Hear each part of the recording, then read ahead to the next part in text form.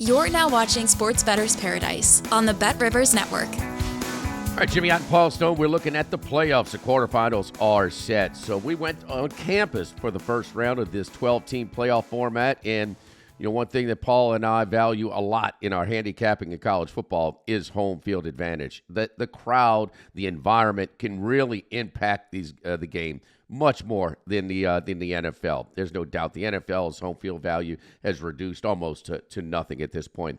But I bring that up before we start talking about all these bowl games because it did impact all the games.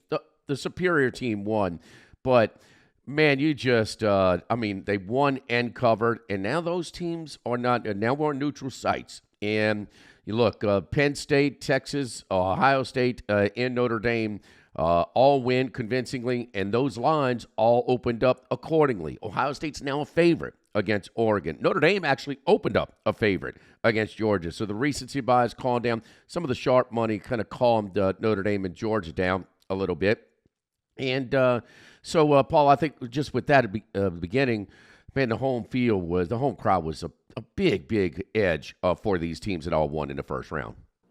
Yeah, I think, Jimmy, obviously, part of the NCAA's take there is, the teams that are playing on their home field have supposedly earned that right. So there should be some advantage, and they're the superior team, and they were favored. But in these types of games, unlike during the regular season, where teams are going to have peaks and valleys as far as their physical and mental and emotional commitment to the game, ups and downs, they're going to be all in for a playoff game. So you're going to get the best effort, the best focus from these teams. So the cream rise to the top. It's going to be interesting to see going forward. I'm sure there's going to be some tweaking after this season of the bracket and things like that, but it'll be interesting to see what that home field advantage, how it plays out as we get a larger sample size. But it certainly was large in its first season this year.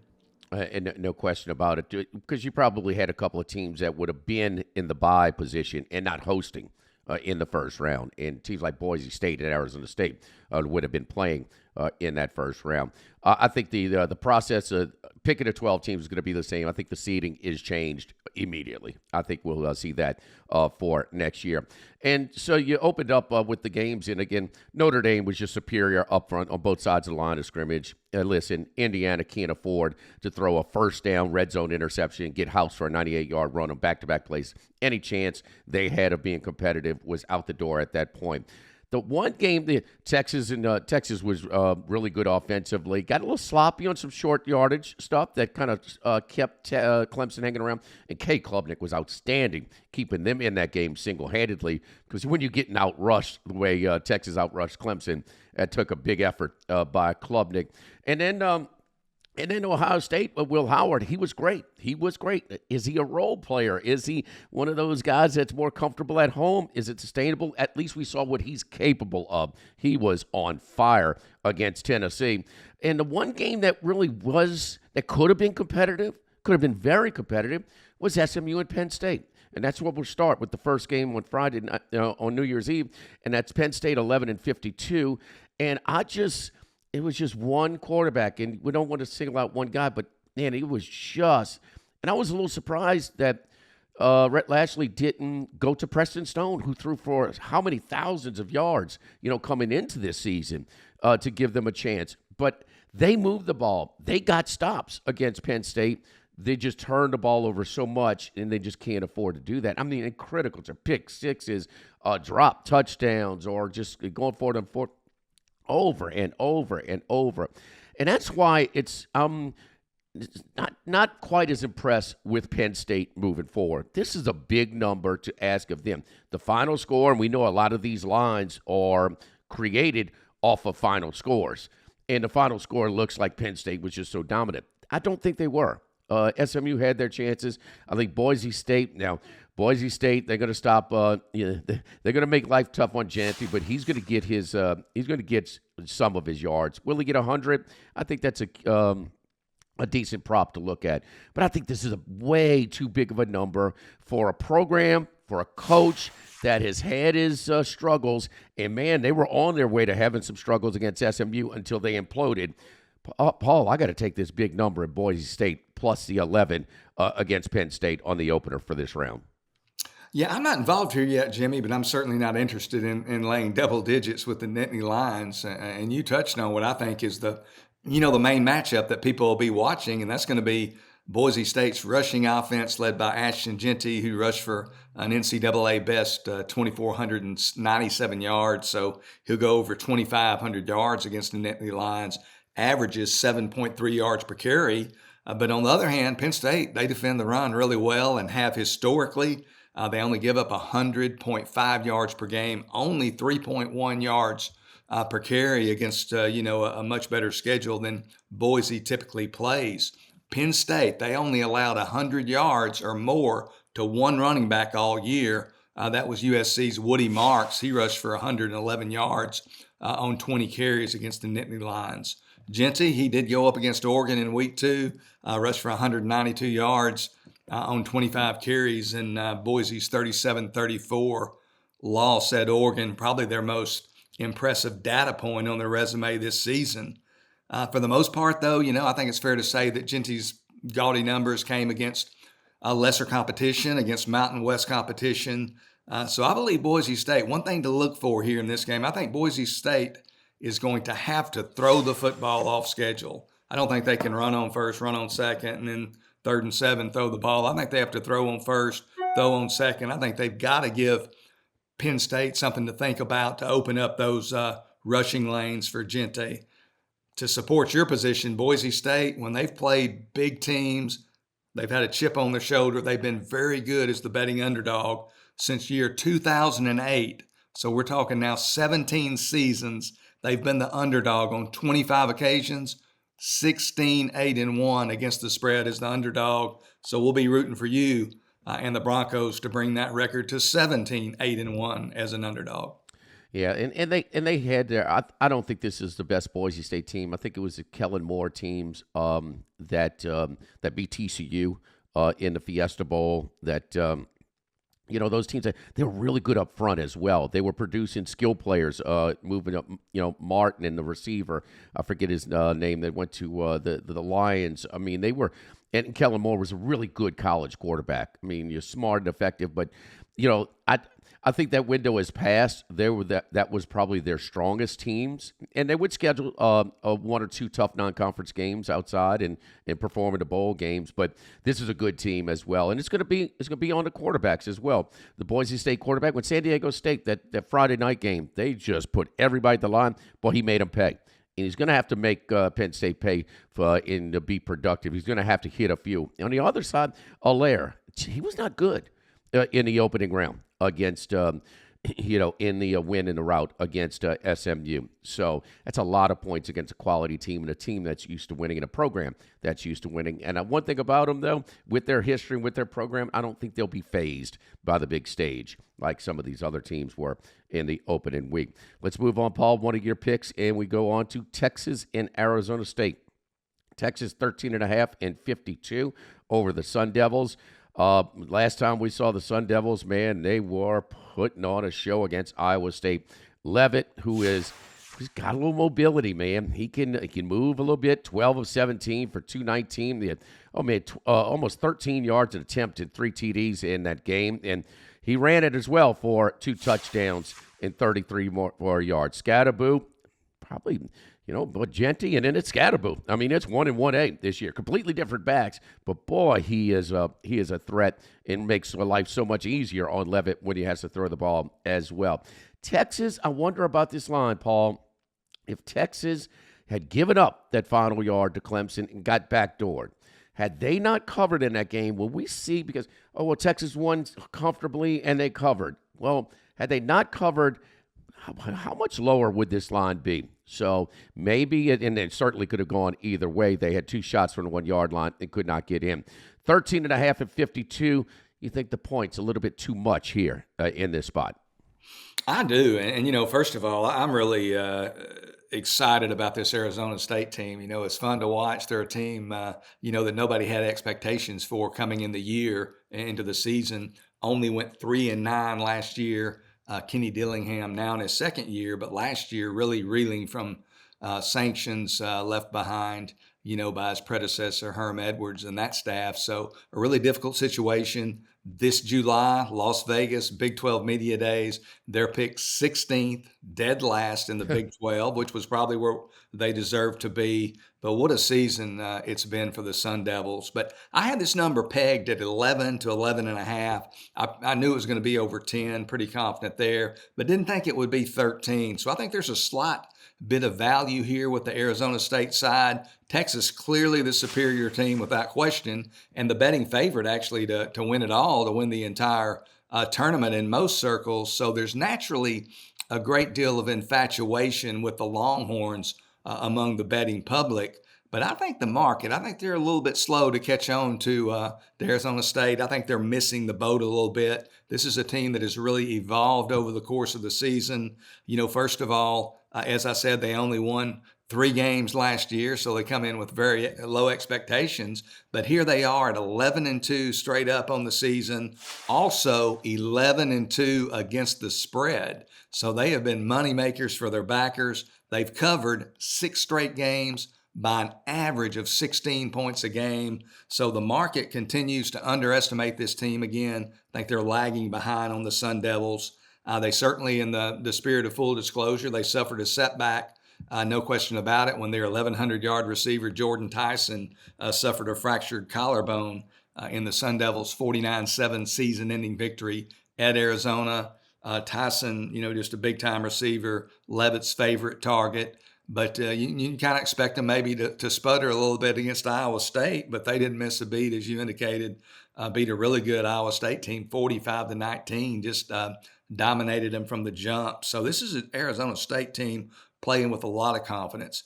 Comes down to so much of this handicap and this game, and how it turns out it's going to come down to Cam Skataboo and Arizona State's rush offense against Texas's very stout rush defense. Skataboo, 1,568 yards, 6 yards a carry, began his career at FCS Sacramento State, so a great story there. But Texas only gives up 104 yards a game rushing, only 3.1 yards per carry. So it's going to be a great matchup. Something has to give, but the number's just a little bit too high. I like Arizona State plus 13.5 over Texas. All right, earn a chance at $10,000 in bonus credits with BetRivers Prop Packs. Place NBA same-game parlays to collect player card prop packs and earn rewards. You win based on how your player performs. Log into BetRivers.com or the BetRivers app to place your bet and get your pack. You mentioned the Longhorns are the betting favorite in the future markets to win it all. And I got some of the Longhorns at plus 370 before the bracket. That was based on the bracket. They might be the favorite right now. But after these games, you can book it. Whoever wins Ohio State, Oregon will be the betting favorite moving forward. And that's where we go. You talk about the seeding. Yeah, this is the biggest reason that the seeding will be reshuffled. Oregon deserved the number 1 overall seed, and this is a matchup in the quarterfinals where they're underdog. Congratulations, Ducks. Ohio State now 2.5 in 55, Paul. And, Will Howard, just wondered about the whole move, because you take your lumps and you have your little bumpy road in your first-year starter, but what you sacrifice there and some kinks, you benefit in that second year in your system. So many quarterbacks in college football get that spike with their team in their second year starting.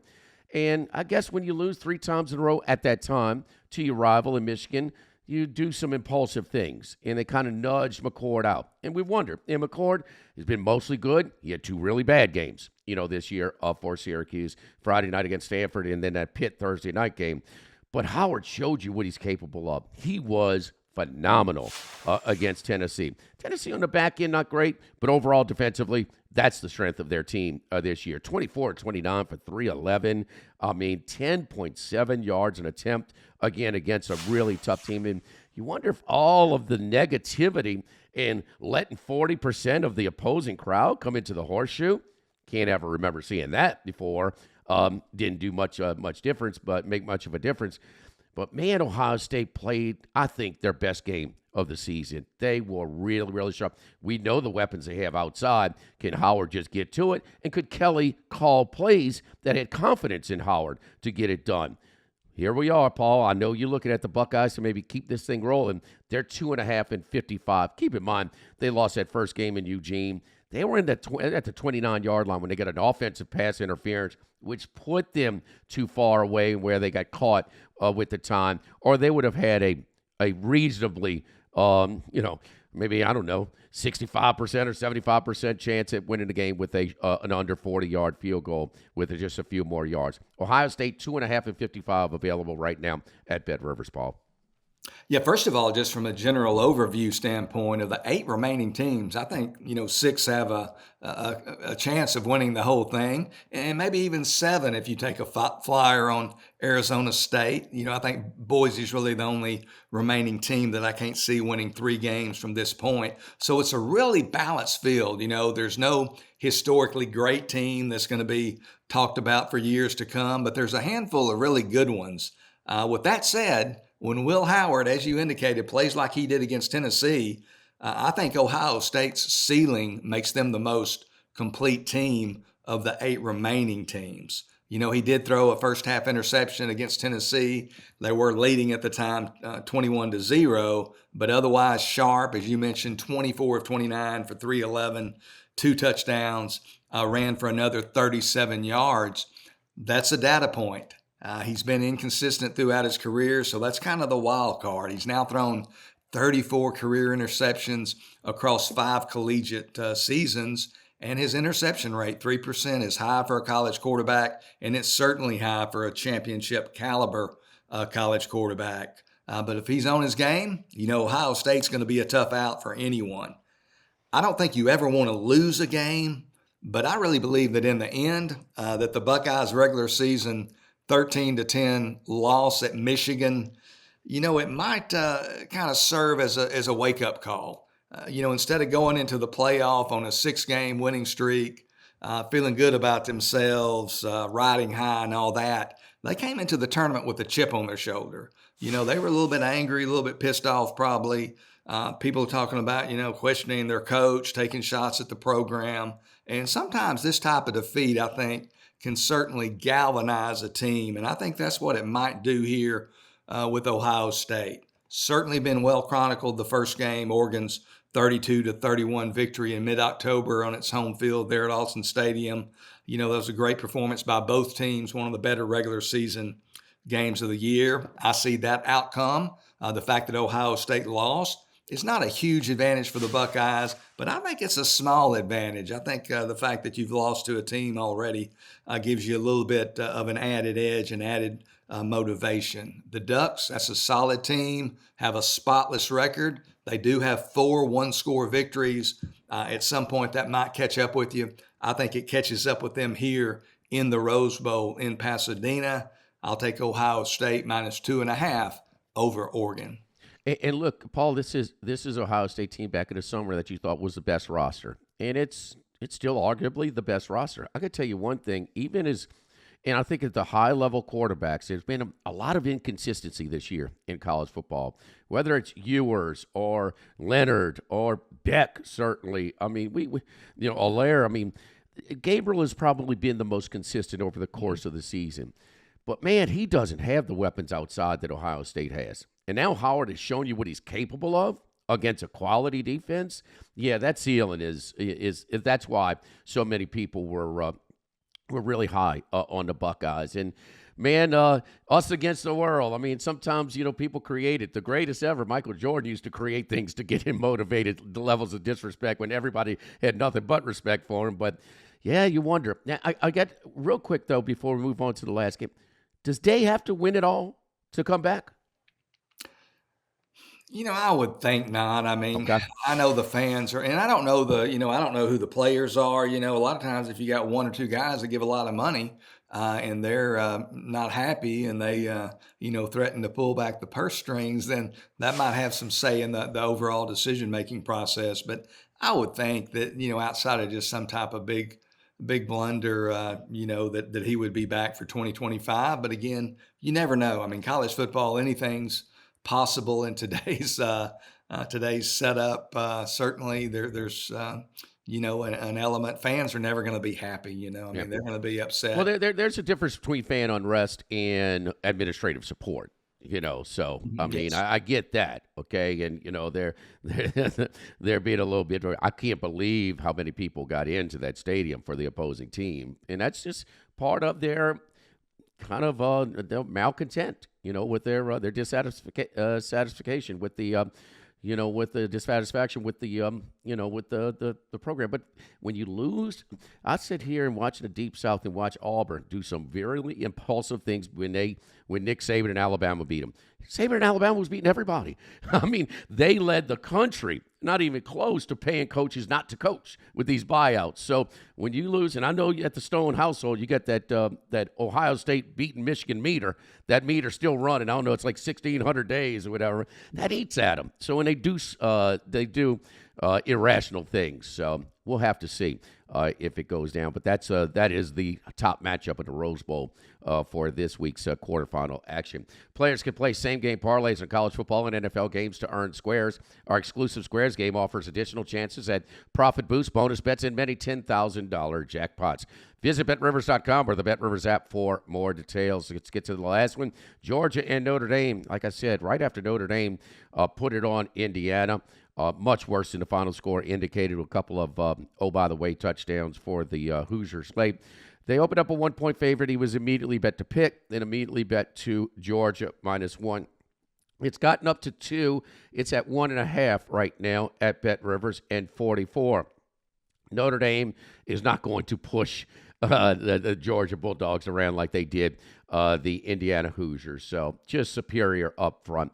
Riley Leonard has improved and played okay in this game, but it was the line of scrimmage that was the difference in that game. Georgia, on the other hand, here we go. You talk about fan bases that maybe are a little bit spoiled. Not so happy with their starting quarterback. Not a whole lot of tears in Athens, Georgia, for Carson Beck being sidelined for this game. And I don't know if there's any way to prove it, but I know one thing, that offensive line certainly picked up their game in the second half against Texas. And, I mean, they were rushing for less than 1 yard a rush in the first half with Beck at the quarterback, almost 5.5 yards in the second half. So everybody lifted up. It's called the fallen soldier sort of theory. In a short term, the rest of the team can pick up their game and rally and handle it short term. But now there's no catching Notre Dame off guard. Texas with the running plays that Stockton was running. Keep in mind, Stockton was 12 of 16. 12 of 16 for 70 yards, 4.4 yards an attempt. They would not let him throw the ball vertically. They were scared to death to let him throw the ball downfield. That's not going to work against the Notre Dame defense, who's very sound. But I think with a month to prepare, a month with reps, with starting reps with the receivers, they're going to have a few down-the-field shots that they're going to take against Notre Dame. Stockton's a tough guy. He's a physical guy, and he'll run it, no doubt. You remember the visual when Texas knocked his helmet off down near the goal line. So he is going to he's got the respect of his teammates. And I just think a little bit too much. Notre Dame South Bend was a great place on campus, playoff. It was a great atmosphere, and the team responded, and Indiana made some key mistakes early. They couldn't recover. This is a different league, man. I'm going to go to the old standby instead of the program that's trying to break through. It's trying to break through. And this was the first big win, 25 years for Notre Dame. I mean, a real impactful win. And so Brian Kelly brought teams against Alabama and Clemson that couldn't compete when they got to this round. Georgia's still pretty damn good. That's a pretty good roster that they beat in Texas, in Austin, in Atlanta. I'm just going to go with the old steady here. I'm taking the Dogs, -1.5 in the Sugar Bowl in New Orleans, Paul. Yeah, this, from my seat, this is probably the most difficult handicap of the 4 quarterfinal games, and it's no secret, much of the difficulty is how is Georgia's sophomore quarterback Gunnar Stockton going to play against another great defense, the caliber of Notre Dame. He's obviously took over for Carson Beck in the second half of that 22-19 come from behind victory over the Longhorns in the SEC championship game. You mentioned his numbers, 4.4 yards per attempt, short passes. He can run the football. He's a tough guy. He's been in the program for 3 years, so he has some experience. The veteran defensive coordinator for Notre Dame, on one hand, you have Stockton getting all the reps now in practice for 2.5 weeks leading up to the game. But on the other, you give a veteran defensive coordinator like Al Golden for Notre Dame, time to come up with some different looks and some movements. They're going to be moving guys around. He's not going to know if he needs to shift the formation, change the play. Is that guy coming? Is he going to drop back? He's not used to that kind of stuff, and he's not playing an FCS opponent. He's playing another great defense. So he's the wild card. So I like pressed to make a selection. I would pick Georgia basically for 2 reasons. One, that SEC pedigree. They've played. They have victories. 4 victories over teams rather that were in the 12-team playoffs. So they've beaten some good football teams, and they've got that SEC pedigree playing quality opponents week in and week out. And another factor that people don't think about much, even in the handicapping world, Notre Dame, I think, field goals, 10 of 22 field goals this year. It's going to be a close game. And when you're talking about a near toss-up, field goal kicking could come into the equation. So I kind of lean Georgia. Hadn't played it yet. I think it's going to be a low-scoring game, as do many folks. Going to be a rock fight. Just 4 great games. I'm really looking forward to these quarterfinal matchups. Yeah, and look, as bad as lopsided as the games were and not competitive, I'll take that over nothing instead of just 3 games. So we have 11 games with something on the line against the nation's best teams. Is it the best teams, the most deserving? We don't get to that, but it damn sure beats, the past. And the one thing about handicapping Georgia, Paul, is you don't know who's going to show up over the course of the season.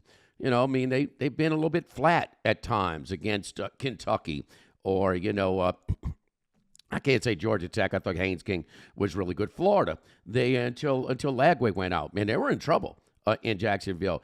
They're going to be ready on the big stage in this game. There's no doubt about that. And we're looking forward to all the games. And I do think that points will be a premium in this one. And talking about Golden's done a nice job all year, no matter who they play, of, kind of switching things up, moving guys around. So helps to have good personnel on that side of the ball as well. So, but I like Georgia on the big stage. They're a little bit more seasoned than their opponent in this one. Paul Stone, Jimmy Ott, we doing it all through the bowl season, all through the playoffs, through the national championship in college football. For Paul, I'm Jimmy Ott, right here on the Sports Bettor's Paradise on the Bet Rivers Network.